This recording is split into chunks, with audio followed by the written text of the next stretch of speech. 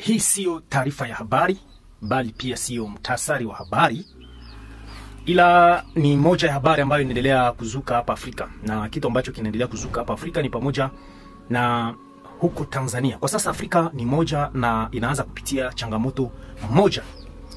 Enzi hizo tulikuwa tunajua Tanzania ndio nchi pekee yenye amani na usalama, kila kitu kinaenda fresh. Lakini ukiona hapa juu, huyu mtu hapa, huyu ni rais wa Jamhuri ya Umoja wa Tanzania.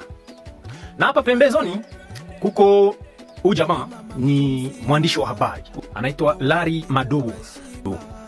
Huyu jamaa aliripoti, huyu ni mwandishi wa habari toka CNN, aliripoti taarifa ambazo zimepitisha uchaguzi nchini humo zilizopelekea hata watu kufariki, na ripoti yake ilionekana kwamba ni ya ukweli. Sasa hii taarifa inaleta vurugu kubwa sana ulimwenguni. Dunia mzima imeshatambua kwamba Tanzania sio nchi yenye uhuru na kidemokrasia pia amani. Kisha watu wengi kufariki katika maandamano ambayo iliweza kuandaliwa.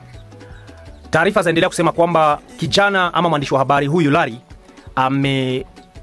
kukosa kushirikisha nchi ya Tanzania. Lakini upande mwingine Larry anasema ameitumia serikali ya Tanzania maswali, ametumia vituo vya afya serikali kama hivyo na jeshi la polisi nchini Tanzania, ila bado hawakumpa majibu. Sasa kwa sasa hivi kijana mwandishi wa habari huyu anatafutwa zaidi. Je, Afrika itazidi kuwa yenye kukosa udemokrasia, amani kupitia wanaotaka kushiriki na kushikilia viti ama uongozi? Jiunge na sisi. Ikuwa ni wewe serikali kweli, ungekubali?